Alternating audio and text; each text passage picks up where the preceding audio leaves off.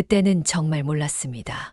내 평생 쌓아온 단란한 가정이 그 아이의 검은 속내 앞에서 이렇게 속절없이 무너져 내릴 줄은 꿈에도 상상하지 못했지요. 전직 교사였던 저는 남편과 사별한 후 하나뿐인 아들 진우만 바라보며 살아왔습니다. 진우는 참 착하고 순한 아이였어요. 어미 속 한 번 썩인 적 없이 반듯하게 자라주었지요. 그런 진우가 눈에 넣어도 아프지 않을 만큼 예쁜 아가씨라며 미영이를 데려왔을 때 저는 정말 세상을 다 가진 기분이었습니다. 싹싹하고 애교 넘치는 며느리라니 더 바랄 게 없다고 생각했지요. 어머님, 진우 씨 회사 일 때문에 힘든데 제가 옆에서 잘 챙길게요. 걱정 마세요. 미영이는 늘 제 앞에서 살갑게 굴었습니다. 주말이면 진우와 함께 찾아와 식사도 하고 제 건강도 살뜰히 챙기는 듯 보였지요. 어머니, 이거 드셔보세요. 제가 어머니 좋아하시는 나물 무쳐왔어요. 아이고, 고맙다, 미영아. 너밖에 없다. 저는 그런 며느리의 모습에 완전히 마음을 열었습니다. 제 노후는 외롭지 않을 거라고, 아들 내외와 오손도손 살 수 있을 거라고 철석같이 믿었지요. 하지만 지금 돌이켜보면 그 모든 것이 교활한 연극의 서막이었을 뿐입니다. 미영이의 웃음 뒤에는 차가운 계산이 숨어 있었고 친절한 말 속에는 날카로운 가시가 돋아 있었지요. 아주 미묘한 균열들이었습니다. 처음에는 알아채기 힘들 정도로 사소했지요. 제가 평생 아껴 모은 재산에 대해 은근히 캐묻는다거나 진우에게 제 흉을 교묘하게 흐리는 듯한 느낌이 들 때도 있었습니다. 어머님은 아직도 옛날 방식으로만 살림하시네. 요즘은 다 이렇게 안 하는데. 아휴, 제가 나중에 싹 바꿔드려야겠어요. 호호. 가벼운 농담처럼 던지는 말이었지만 어딘가 뼈가 느껴졌습니다. 진우는 그저 허허 웃으며 제 아내 편만 들었지요. 엄마, 미영이 말이 맞아. 요즘은 다 편리하게 살아. 엄마도 이제 좀 쉬엄쉬엄 해. 저는 서운함보다는 아들이 철없어 보이는 것이 더 마음에 걸렸습니다. 내 아들이 저 여우 같은 아이에게 완전히 휘어잡혀 사는구나 하는 불안감이 스멀스멀 피어올랐지요. 그래도 설마 했습니다. 내 아들이, 내 며느리가 나에게 몹쓸 짓을 할 리는 없을 거라고 애써 외면했습니다. 그것이 돌이킬 수 없는 후회를 남길 줄도 모르고 말입니다. 균열이 본격적으로 드러나기 시작한 것은 아마 그때부터였을 겁니다. 어느 날부터인가 미영이는 제 건강을 유난스럽게 챙기기 시작했습니다. 어머님, 요즘 통기력이 없어 보이세요. 제가 어머님 위해서 특별히 몸에 좋은 차를 좀 구해왔어요. 매일 꾸준히 드시면 기운이 펄펄 나실 거예요. 향이 좋은 한방차였지요. 색깔도 곱고 마시면 몸이 따뜻해지는 것 같았습니다. 저는 며느리의 정성이 고마워 매일 거르지 않고 마셨습니다. 하지만 이상하게도 그 차를 마시기 시작하면서부터 정신이 흐릿해지는 날이 잦아졌습니다. 방금 하려던 말을 잊어버리고 물건을 어디에 뒀는지 기억하지 못하고 심지어는 약속 시간을 착각하는 일도 생겼지요. 처음에는 그저 나이가 들어 그런가 보다 하고 대수롭지 않게 넘겼습니다.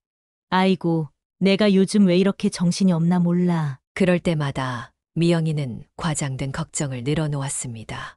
어머님, 어떡해요? 정말 큰일 나실 뻔했어요. 혹시 치매 초기 증상 아니세요? 병원에 한번 가보셔야 하는 거 아니에요? 진우 앞에서도 마찬가지였습니다. 여보, 어머님 요즘 정말 이상해. 자꾸 깜빡깜빡하시고 방금 한 말도 기억 못하셔. 이러다 큰일 나는 거 아닌가 몰라. 너무 걱정돼. 눈물을 글썽이며 말하는 며느리 앞에서 진우는 속수무책으로 흔들렸습니다. 제 아들은 효심이 깊은 아이였으니까요. 어미가 아프다는 말에 얼마나 가슴이 철렁했을까요. 엄마, 정말 괜찮은 거야? 미영이 말이 자꾸 마음에 걸리네. 우리 병원 한번 가보자.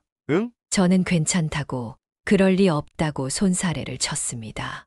하지만 마음 한구석에서는 불안감이 점점 커져갔습니다. 내가 정말 병이라도 생긴 건가? 며느리가 주는 차를 마실수록 몸은 더 나른해지고 정신은 더 흐릿해져 갔습니다. 어느 날은 가스불 위에 냄비를 올려놓고 깜빡 잊어버려 집안에 연기가 자욱해지는 소동까지 벌어졌지요. 물론 그것이 정말 제 실수였는지 아니면 미영이가 꾸민 일이었는지는 이제와 확인할 길이 없습니다. 그 일 이후 미영이는 거의 반강제로 저를 병원에 데려갔습니다. 결과는 예상대로였지요. 경도인지장애 의심. 미영이는 그 진단서를 무기 삼아 진우를 더욱 압박했습니다. 여보, 봤지? 내 말이 맞잖아. 더 심해지기 전에 우리가 빨리 조치를 취해야 해. 무슨 조치 말이냐고 제가 묻기도 전에 며느리는 이미 모든 계획을 세워두고 있었습니다.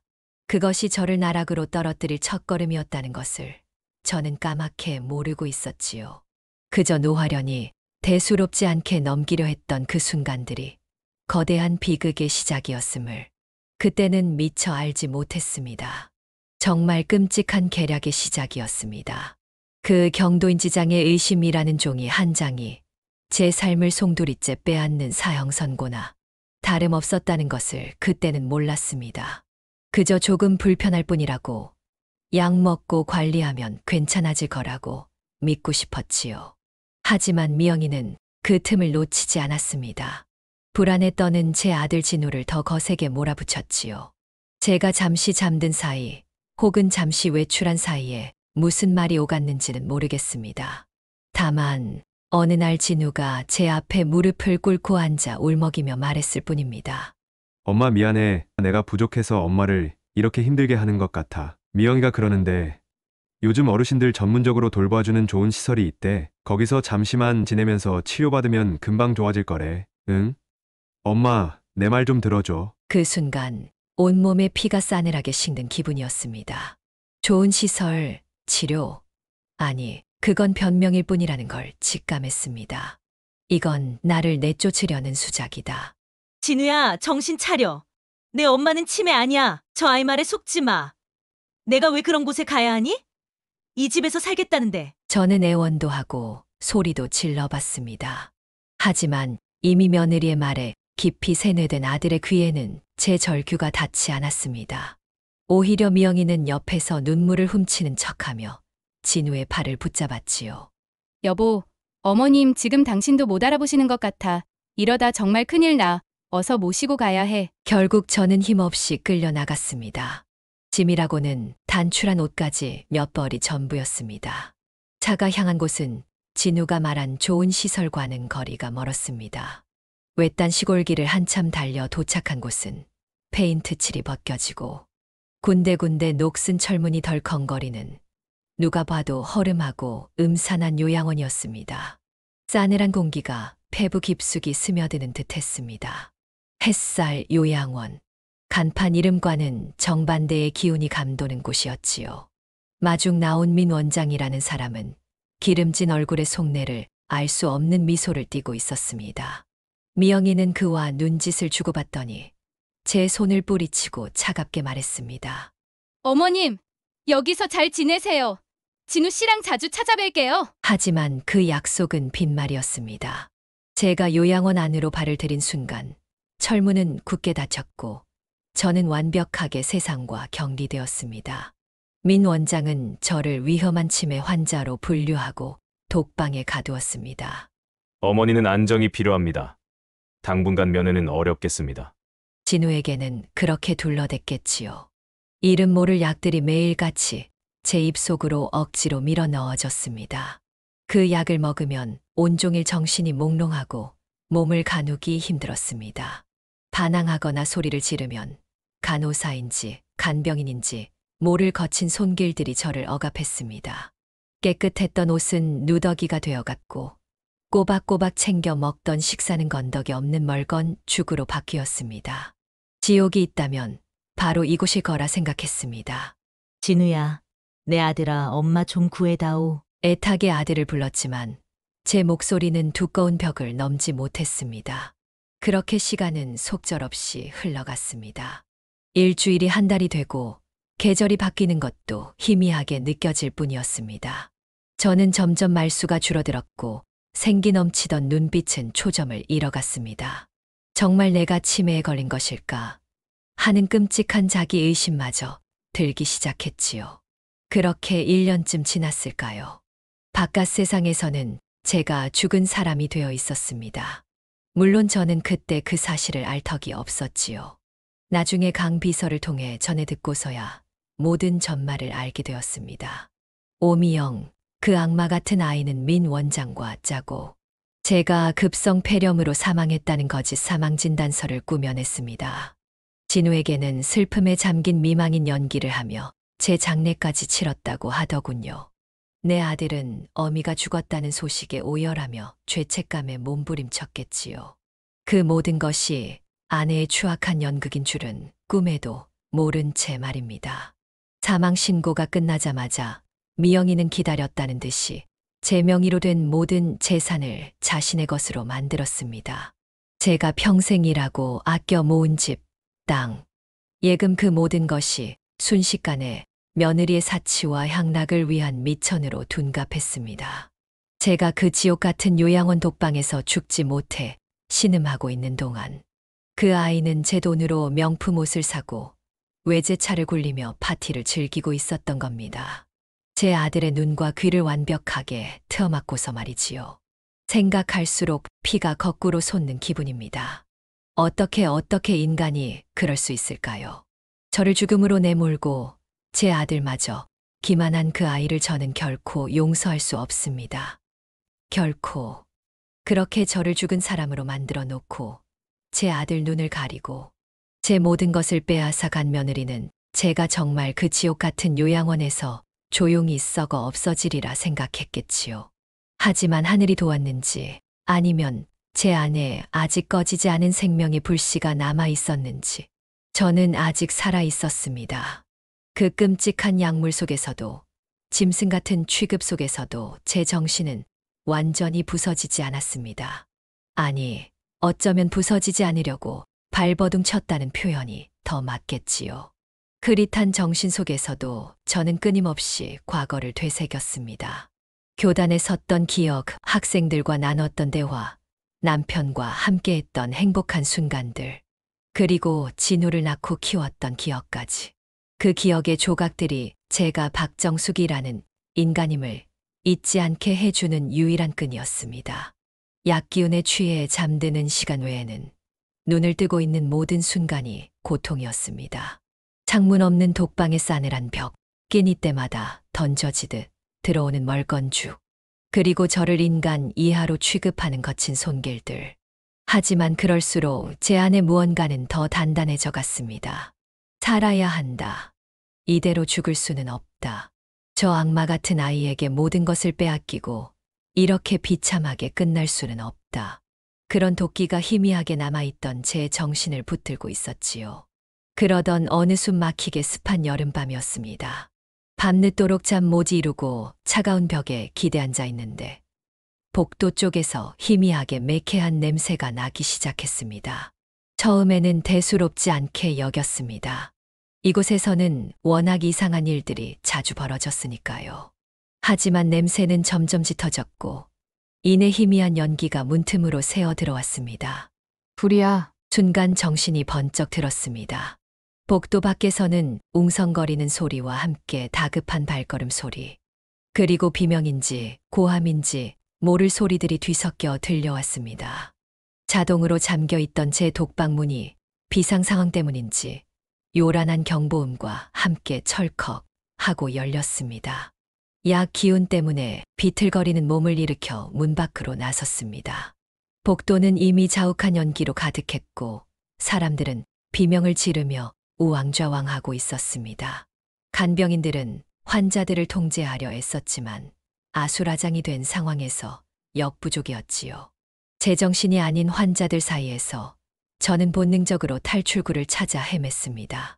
흐릿한 비상등 불빛에 의지의 벽을 짚으며 나아가는데 옆에서 누군가 제 팔을 붙잡았습니다. 할머니 이쪽이에요. 이쪽으로 가면 뒷문이 있어요. 저처럼 억울하게 갇혀 지내던, 가끔 복도에서 마주치며 눈인사만 나누던 젊은 여자 환자였습니다. 그녀 역시 제정신은 아니었지만 이곳 지리에 익숙했던 모양입니다. 저는 그녀의 손에 이끌려 필사적으로 발걸음을 옮겼습니다. 연기는 점점 더 짙어졌고 숨쉬기조차 힘들었습니다. 기침이 터져 나왔지만 멈출 수 없었습니다. 얼마나 달렸을까요? 마침내 그녀가 가리킨 곳에 녹슨 철문 하나가 보였습니다. 평소에는 굳게 잠겨 있었지만 화재 경보 때문인지 잠금 장치가 풀려 있었습니다. 힘껏 문을 밀어젖히자 쿡 하고 바깥에 차갑고 습한 밤 공기가 밀려 들어왔습니다. 고맙다, 정말 고맙다. 저는 그녀에게 간신히 감사를 표하고 비틀거리며 밖으로 나섰습니다. 뒤따라 나오려던 그녀는 안타깝게도 뒤쫓아온 간병인에게 붙잡히고 말았습니다. 그녀의 절규하는 소리를 뒤로 한 채 저는 어둠 속으로 몸을 숨겼습니다. 미안하다는 말조차 할 수 없었습니다. 그저 살아야 한다는 생각뿐이었습니다. 요양원 건물은 시뻘건 불길에 휩싸여 밤하늘을 밝히고 있었습니다. 그 아비규환을 뒤로 하고 저는 뒤틀거리며 넘어지며 미친 듯이 달렸습니다. 어디로 가야 할지, 무엇을 해야 할지 아무런 계획도 없었습니다. 그저 이 지옥에서 벗어나야 한다는 일념뿐이었지요. 얼마나 헤맸을까요? 낡고 해진 환자복 차림으로 밤새도록 걷고 또 걸었습니다. 발은 이미 감각이 없었고 온몸은 탈진 상태였습니다. 날이 밝아올 무렵 저는 어느 작은 시골 마을 어귀에 다다랐습니다. 훔치듯 얻어 마신 수돗물로 겨우 목을 축이고 허름한 정자 아래 웅크려 잠시 숨을 돌렸습니다.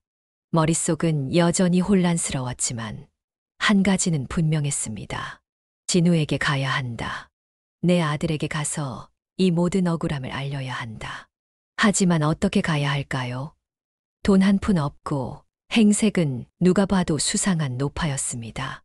며칠을 더 굶주리고 헤맨 끝에 저는 인심 좋은 트럭 운전사를 만나 겨우 도시 근처까지 올 수 있었습니다. 목적지는 단 한 곳, 제가 살던 집이었습니다. 진우와 미영이가 살고 있을 그 집. 가슴은 터질 듯이 뛰었지만 두려움도 엄습했습니다. 만약 진우마저 나를 외면하면 어쩌지? 혹시라도 미영이가 나를 다시 그 지옥으로 끌고 가면 어쩌지? 수많은 걱정을 안고 저는 해에 질녘이 되어서야 익숙한 골목길에 들어섰습니다. 그리고 제 눈을 의심했습니다. 집은 예전 그대로였지만 대문 앞에는 번쩍이는 외제 차가 서 있었습니다. 제가 평생 만져보지도 못한 값비싼 차였습니다. 불길한 예감이 심장을 옥죄어 왔습니다. 저는 담벼락에 몸을 숨기고 떨리는 마음으로 창문 너머를 엿보았습니다. 거실에는 며느리가 화려한 옷을 입고 와인을 마시며 웃고 있었습니다. 그리고 그 옆에는 초췌하지만 익숙한 얼굴, 제 아들 진우가 앉아 있었습니다. 그런데 무언가 이상했습니다. 거실 벽 한가운데 너무나도 선명하게 걸려있는 액자 하나. 그 속에는 활짝 웃고 있는 제 영정사진이 있었습니다. 영정사진. 내가? 순간 세상이 빙글 도는 것 같았습니다. 다리가 풀려 그 자리에 주저앉고 말았습니다. 머릿속에서 조각난 퍼즐들이 하나둘씩 맞춰지기 시작했습니다. 나를 치매로 몰았던 며느리, 나를 강제로 가둔 요양원, 그리고 나의 죽음, 가짜 죽음, 모든 것이 그 아이의 계획이었습니다. 나를 산채로 죽은 사람으로 만들고 내 모든 것을 가로채기 위한 끔찍하고 잔인한 음모였습니다. 비명조차 나오지 않았습니다. 뜨거운 눈물 대신 차가운 분노가 온몸을 휘감았습니다. 내 아들마저 속이고 나를 지옥에 가둔 채 내 재산으로 저렇게 호의호식하고 있다니. 배신감, 지옥감, 그리고 살을 내는 듯한 분노가 들끓어 올랐습니다. 그 순간 제 안에 무언가가 완전히 변했습니다. 연약하고 순진했던 시어머니 박정숙은 죽었습니다. 그 자리에는 오직 복수심에 불타는 도끼만 남았습니다. 오미영, 그리고 어쩌면 내 아들 최진우까지도. 너희는 반드시 대가를 치르게 될 것이다. 내 모든 것을 걸고 너희를 내가 겪었던 지옥보다 더한 나락으로 떨어뜨려 줄 것이다. 저는 비틀거리며 몸을 일으켰습니다. 이제 어디로 가야 할지 알 것 같았습니다. 나를 도와줄 사람, 이 억울함을 풀어주고 내 복수를 완성시켜 줄 유일한 사람, 저는 어둠 속으로 다시 발걸음을 옮겼습니다. 차가운 결의를 다지며 오직 복수만을 생각하면서 내 영정사진 앞에서 얼어붙었던 몸을 일으켰을 때 더 이상 예전의 박정숙은 없었습니다. 차가운 분노와 뜨거운 복수심만이 남아 제 심장을 뛰게 했지요. 미영이의 웃음소리가 환청처럼 귓가를 맴돌았지만 저는 뒤도 돌아보지 않고 그 골목을 빠져나왔습니다. 이제는 울 때가 아니었습니다. 계획을 세우고 움직여야 했습니다. 그러기 위해서는 도움이 필요했습니다. 제가 아는 단 한 사람, 이 모든 부조리 속에서도 제 편이 되어줄지도 모르는 유일한 희망, 바로 강비서였습니다. 아니, 이제는 어엿한 사업가가 되어 있겠지요. 제가 교편을 잡고 있을 때 유난히 저를 따르고 존경심을 표했던 영특한 제자였습니다. 졸업 후에도 가끔 연락을 주고받았는데 몇 년 전 자신의 회사를 차렸다는 소식을 들었던 것이 마지막이었습니다. 문제는 제가 그의 연락처나 회사 위치를 정확히 알지 못한다는 것이었지요. 게다가 지금 제 행색으로는 함부로 나설 수도 없었습니다. 다행히 트럭 운전사 아저씨가 내려주었던 곳 근처에 낡은 여인숙이 있었습니다. 마지막 남은 동전 몇 잎을 털어 하룻밤 몸을 누일 곳을 마련하고 뜬 눈으로 밤을 지새우며 기억을 더듬었습니다. 강비서 강태준. 그의 이름과 어렴풋한 사업 분야를 단서 삼아 다음 날부터 저는 수소문을 시작했습니다. 공중전화와 낡은 컴퓨터가 있는 PC방을 전전하며 정보를 찾았지요. 며칠간의 필사적인 노력 끝에 저는 마침내 그의 회사 주소를 알아낼 수 있었습니다. 번화가에 위치한 제법 큰 건물이었습니다. 초라한 제 모습으로는 감히 정문으로 들어설 엄두도 나지 않았습니다. 저는 건물 뒤편 주차장 입구에서 그가 나오기만을 하염없이 기다렸습니다. 혹시라도 저를 알아보지 못하면 어쩌나, 미친 노파 취급을 하면 어쩌나, 불안감이 엄습했지만 물러설 곳은 없었습니다. 몇 시간이 흘렀을까, 마침내 익숙하면서도 낯선 모습의 남자가 걸어 나왔습니다.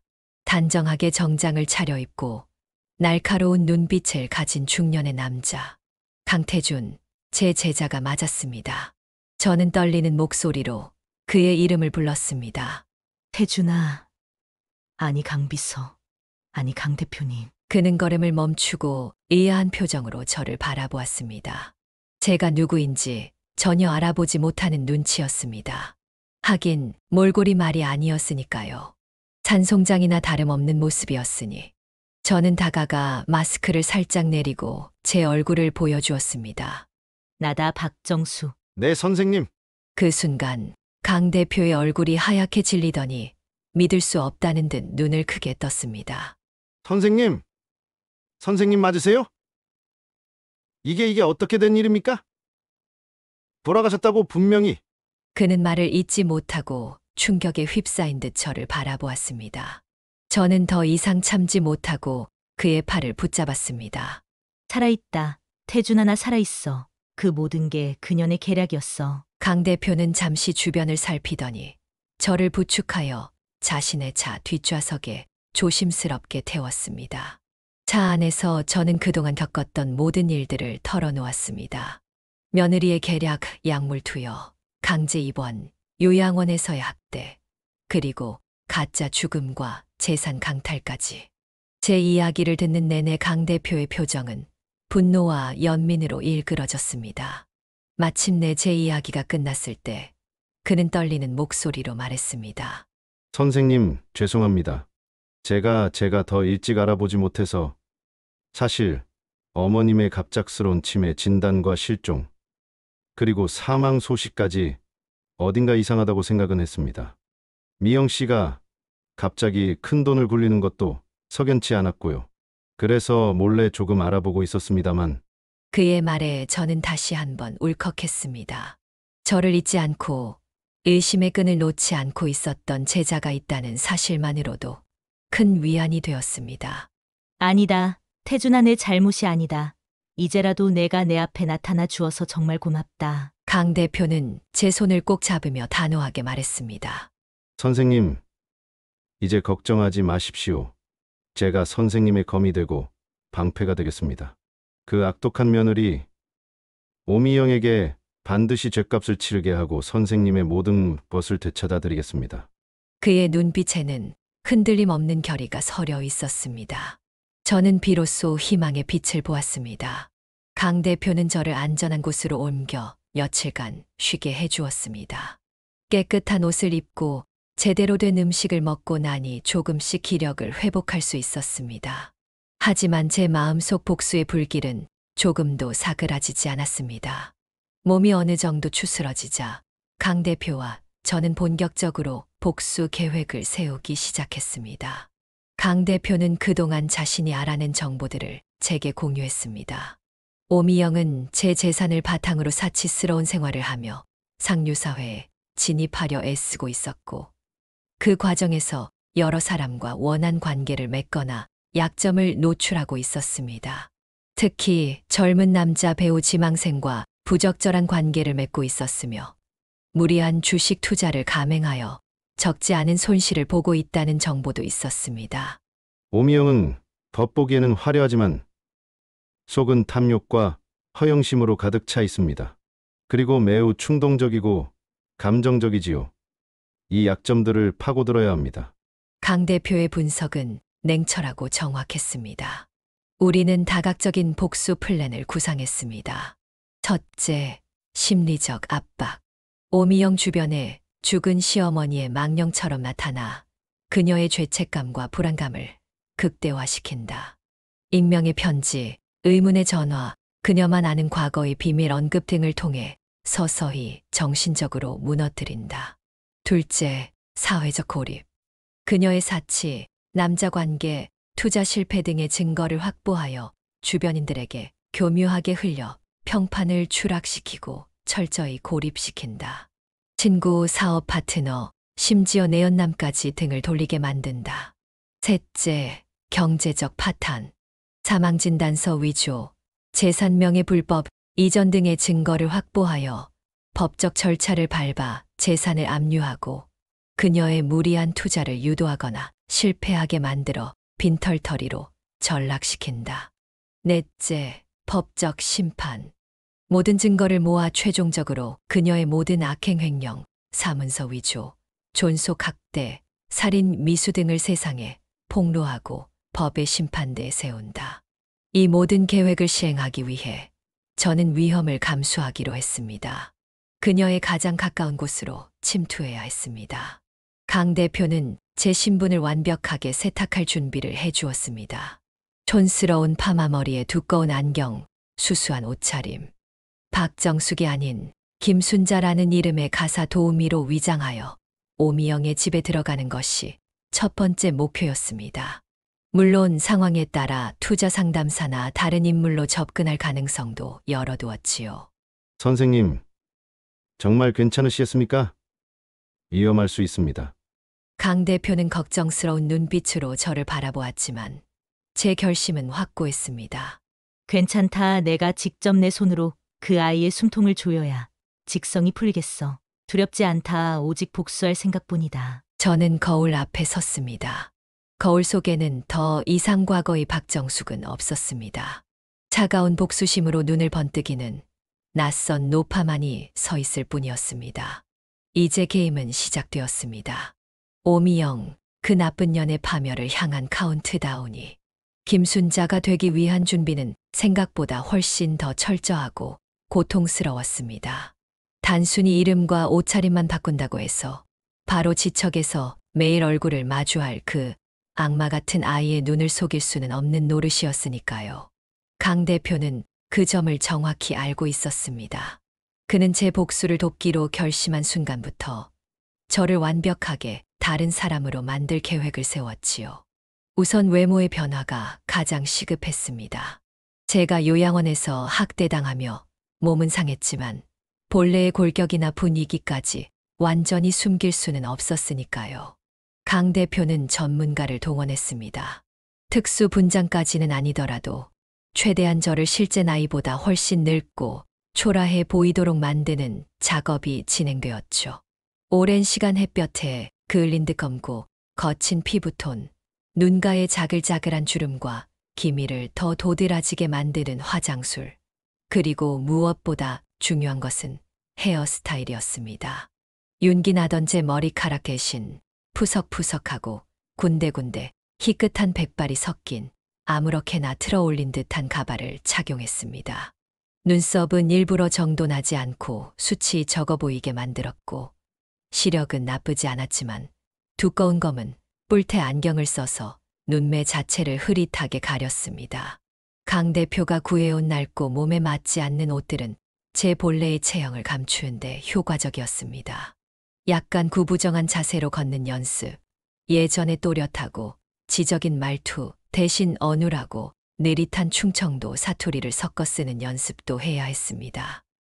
예, 사모님 알았시우. 거울 앞에 선 제 모습은 정말이지 낯설었습니다. 제가 봐도 박정숙의 흔적은 찾아보기 힘들 정도였지요.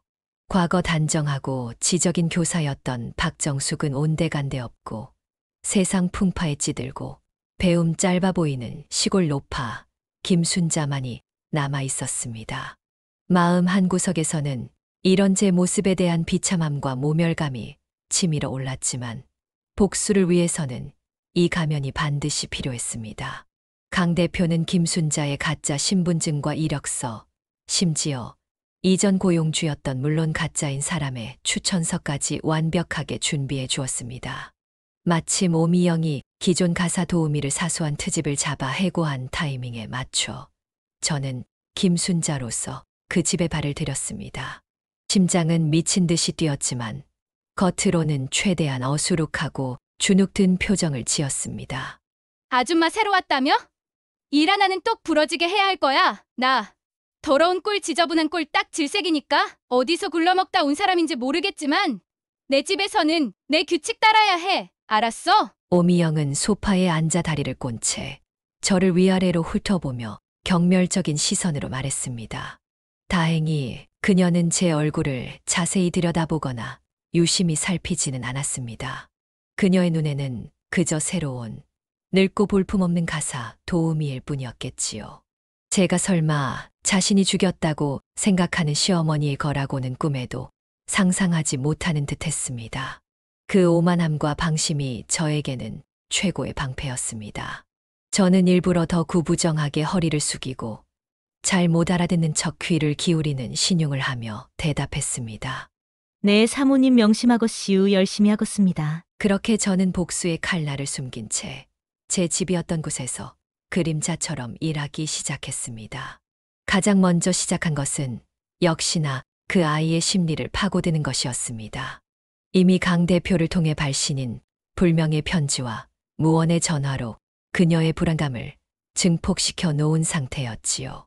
저는 그 불안감을 집 안에서 더욱 구체적인 형태로 만들어 주기로 했습니다. 물론 아주 교묘하고 티 나지 않게 제가 즐겨 마시던 특정 브랜드의 율무차 티백을 실수로 그녀의 고급 홍차 옆에 놓아둔다거나 그녀가 보지 않을 때 아주 잠깐 제가 예전에 쓰던 향수와 비슷한 계열의 하지만 저렴한 방향제를 아주 희미하게 뿌려두는 식이었습니다. 어느 날은 집안 곳곳을 청소하다가 제가 예전에 아끼던 자개 보석함과 똑같이 생긴 물론 강 대표가 구해준 싸구려 모조품 작은 함을 발견한 척하며 미영이에게 물었습니다. 사모님유 이거 참말로 이쁘네요. 옛날에 우리 옆집 할머니가 쓰던 거랑 비슷하게 생겨서요. 미영이는 짜증스럽게 손을 내저었지요. 어휴, 촌스럽긴. 그딴 싸구려 함이랑 비교하지 마요.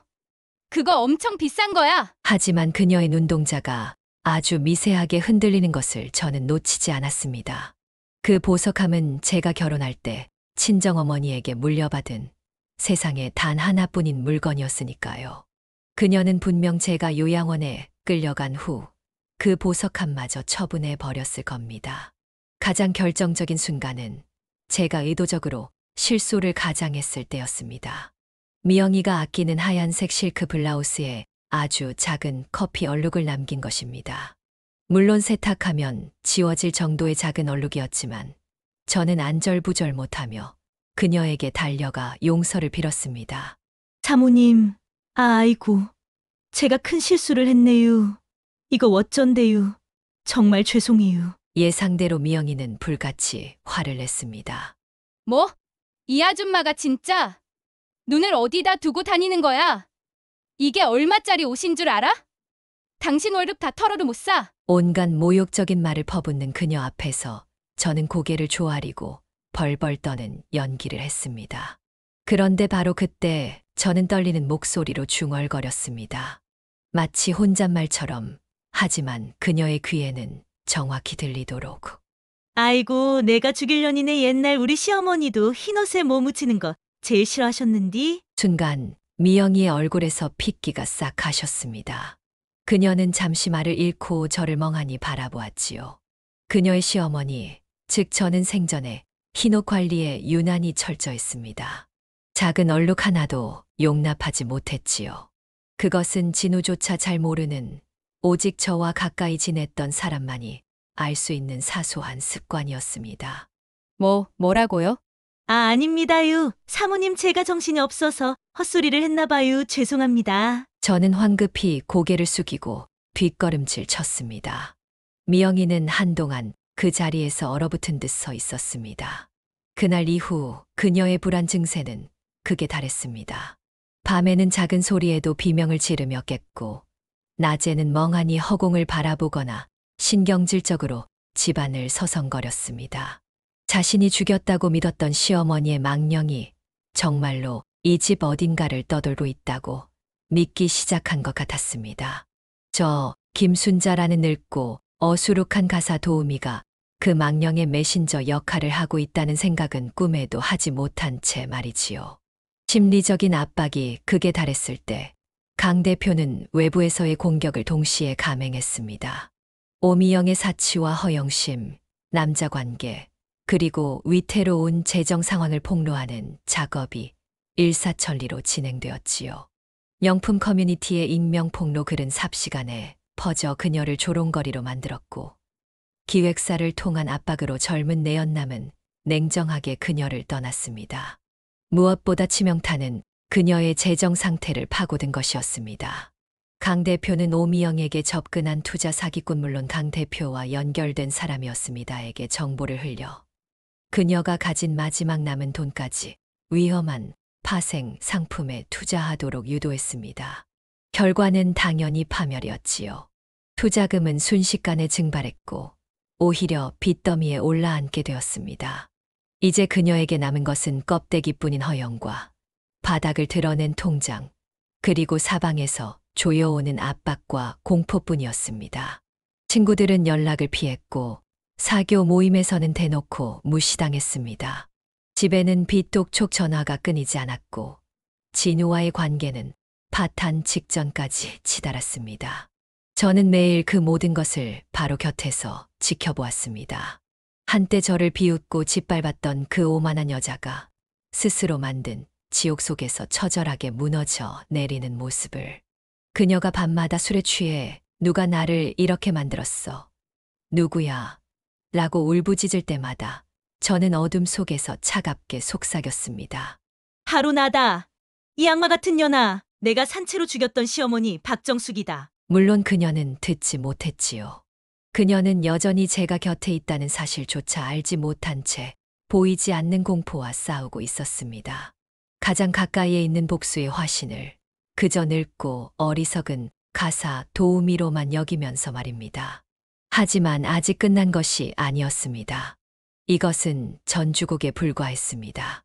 그녀를 사회적으로, 경제적으로, 그리고 정신적으로 완전히 고립시킨 다음 단계는 바로 그녀의 마지막 발악을 유도하고 그 추악한 민낯을 만천하에 드러내어 법의 심판대에 세우는 것이었습니다.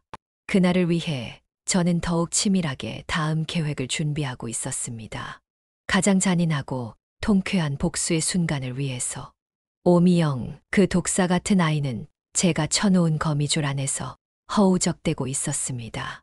불안과 공포에 잠식되어 밤낮으로 비명을 질러댔고 한때 그녀를 떠받들던 세상은 싸늘하게 등을 돌렸지요. 하지만 그것만으로는 부족했습니다. 제가 겪었던 지옥 같은 고통, 빼앗긴 내 삶과 재산에 대한 대가는 훨씬 더 혹독해야 했습니다. 이제 때가 되었지요. 그녀의 숨통을 움켜쥘 결정적인 한 방을 날릴 때가 강 대표는 제가 그 지옥 같은 요양원에 감금되어 있는 동안에도 꾸준히 오미영과 민 원장의 뒷조사를 해왔습니다. 그 결과 결정적인 증거들을 확보할 수 있었지요. 민 원장이 돈을 받고 제 사망 진단서를 위조해 준 정황 증거, 그리고 오미영이 그 위조된 서류를 이용해 제 명의의 부동산과 예금을 불법적으로 이전한 서류들까지 그녀가 남긴 탐욕의 흔적들은 너무나도 선명했습니다. 강 대표는 법률 전문가들과 함께 모든 증거를 정리하여 법원에 제출했습니다. 그리고 마침내 올 것이 왔습니다. 오미영 명의로 된 모든 재산에 대한 가압류 결정이 떨어진 것입니다. 제가 김순자로 일하는 그 집에도 차가운 법원의 집행관들이 들이닥쳤습니다. 거실에는 빨간색 가압류 딱지가 붙기 시작했지요. 미영이가 애지중지하던 값비싼 가구들, 벽에 걸린 천박한 그림들, 심지어 그녀가 타고 다니던 번쩍이는 외제차에까지. 이게 무슨 짓이야? 당신들 뭐야?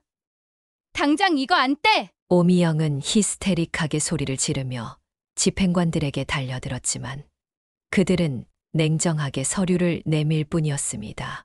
그녀는 믿을 수 없다는 듯 서류를 빼앗아 읽어 내려갔습니다. 박정숙 명의 재산 불법 취득 혐의, 가압류 신청인 임명. 그녀의 얼굴은 하얗게 질리다 못해 푸른빛마저 감돌았습니다. 온몸을 부들부들 떨며 주저앉아 버렸지요. 아, 안 돼. 이건 내 돈이야. 내 거라고. 말도 안 돼. 이미 투자 실패로 빚더미에 올라앉은 그녀에게 남은 재산마저 묶여버린다는 것은 사형 선고나 다름없었습니다. 은행 계좌는 동결되었고 신용카드는 정지되었습니다. 당장 다음 달 카드가 관리비조차 낼 수 없는 빈털터리가 된 것입니다. 며칠 전까지만 해도 명품 옷을 걸치고 우아한 척 와인을 마시던 여자는 온데간데 없었습니다. 헝클어진 머리로 집안을 미친 듯이 오가며 누군가에게 끊임없이 전화를 걸어 소리 지르고 애원하는 모습은 마치 발작하는 짐승과도 같았지요. 여보세요? 나 미영이야. 돈 좀 빌려줘. 급해. 뭐? 안 된다고? 야사, 변호사님. 이게 어떻게 된 거예요? 빨리 풀어줘요. 네. 증거가 확실하다고요? 그럴 리가 없어요. 저는 그 모든 광경을 묵묵히 지켜보았습니다. 그녀의 절망적인 비명 소리가 제 귀에는 세상 어떤 음악보다 달콤하게 들렸습니다. 그래, 더 바라해봐라. 내가 나락으로 떨어지는 모습이 바로 내가 받아야 할 보상이다. 하지만 제 마음 한구석은 여전히 편치 않았습니다. 바로 제 아들 진우 때문이었지요. 이 모든 혼란 속에서 진우는 망연자실한 표정으로 서 있었습니다. 아내가 갑자기 빚더미에 앉고 재산이 가압류당하는 상황을 도무지 이해하지 못하는 듯했지요. 그는 미영이에게 무슨 일이냐고 다그쳐 물었지만 돌아오는 것은 신경질적인 짜증과 현실 부정뿐이었습니다. 당신은 아무것도 몰라. 다 모함이야. 누군가 나를 함정에 빠뜨리려고 하는 거라고. 대체 누가 당신을 모함한다는 거야? 설명을 해줘야 알 거 아니야? 몰라. 나도 몰라. 당신까지 왜 나를 괴롭혀? 진우는 깊은 한숨을 내쉬며 머리를 감싸 쥐었습니다. 그의 얼굴에는 아내에 대한 걱정보다는 깊은 혼란과 의심의 그림자가 드리워져 있었습니다. 그동안 제가 그리고 강 대표가 뿌려놓은 의심의 씨앗들이 그의 마음속에서 서서히 싹을 틔우고 있었던 겁니다. 아내의 기행에 가까운 히스테리, 주변에서 들려오는 이상한 소문들, 그리고 결정적으로 강 대표가 익명으로 진우에게 보낸 몇 가지 단서들이 그의 머릿속을 떠나지 않고 있었지요. 얼마 전 진우 앞으로 작은 소포 하나가 배달되었습니다. 그 안에는 낡은 카세트 테이프 하나와 빛바랜 신문 기사 스크랩이 들어 있었지요. 카세트 테이프에는 제가 감금되었던 그 지옥 같은 요양원에서 양심의 가책을 느낀 한 간호사가 몰래 녹음한 저와 민 원장의 대화 일부가 담겨 있었습니다. 내보내줘. 여긴 내가 있을 곳이 아니야. 내 아들. 어허, 어머님. 아직도 정신 못 차리셨네. 아드님은 어머님이 여기서 편안하게 요양하시길 바란다니까요. 며느님이 얼마나 지극정성인데 그래? 거짓말. 미영이가 그 아이가 나를. 쯧쯧 약 기운이 아직 덜 도나? 간호사, 약 좀 더 가져와. 음질은 좋지 않았지만 그 테이프에는 분명히 제가 제정신으로 억울함을 호소하는 목소리가 담겨 있었습니다. 치매 노인의 헛소리라고 치부하기에는 너무나도 절박했지요. 신문 기사 스크랩은 몇 년 전 다른 지역에서 벌어졌던 유사한 요양원 비리 사건에 대한 것이었습니다. 노인의 재산을 노리고 멀쩡한 사람을 치매 환자로 만들어 감금하고 사망 처리까지 했던 제 경우와 소름 끼치도록 닮아 있는 사건이었지요. 기사에는 당시 비리를 저질렀던 요양원 원장의 이름까지 나와 있었는데 공교롭게도 민 원장과 같은 성씨였습니다. 저는 진우가 그 소포를 받고 밤새 잠 못 이루며 괴로워하는 모습을 어둠 속에서 지켜보았습니다. 테이프를 몇 번이고 되감아 듣고 신문 기사를 뚫어져라 읽어 내려가던 그의 뒷모습은 깊은 고뇌에 잠겨 있었지요. 그는 아내를 의심하기 시작한 것입니다. 어머니가 정말 치매가 아니었다면 아내가 나를 속이고 어머니를 설마 죽음으로 내몬 것인가? 그 끔찍한 상상 앞에서 그의 영혼은 속수무책으로 흔들리고 있었습니다. 가압류 사태 이후 진우의 의심은 더욱 깊어졌습니다. 아내가 빼돌린 재산의 출처가 결국 어머니의 것이었다는 합리적인 의심에 도달하게 된 것이지요. 그는 미영이를 추궁했지만 돌아오는 것은 광기 어린 발악뿐이었습니다. 당신! 혹시 당신이 나한테 보낸 거야? 그 편지랑 전화랑 전부 당신 짓이! 어떻게 나한테 이럴 수 있어! 미영이는 이제 남편마저 자신을 공격한다고 생각하며 더욱 불안해했습니다.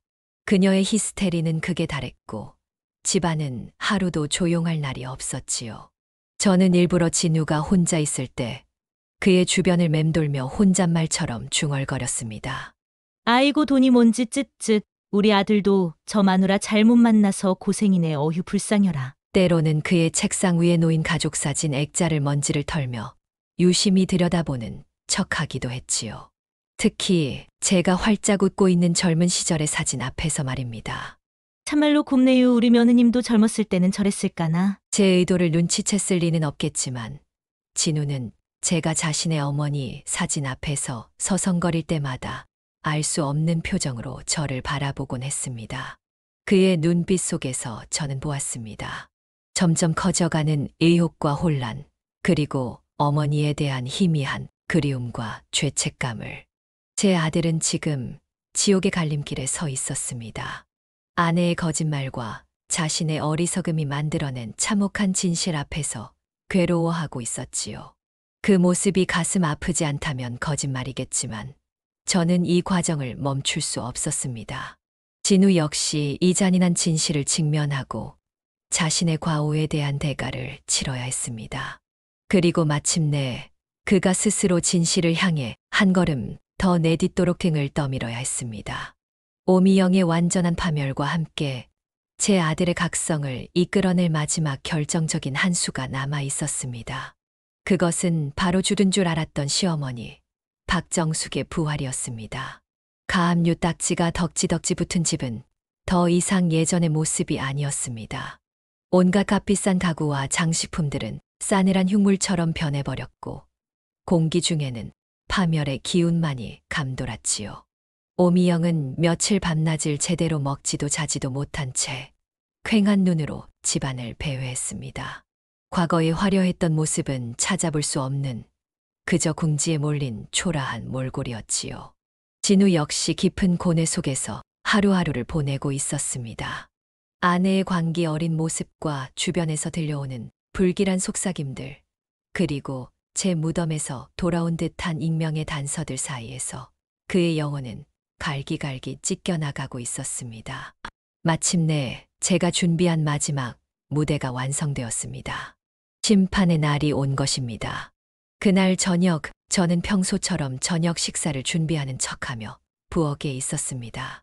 거실에서는 또다시 진우와 미영이의 격렬한 말다툼 소리가 들려왔지요. 당신! 솔직하게 말해! 어머니 재산 정말 당신이 다 빼돌린 거야?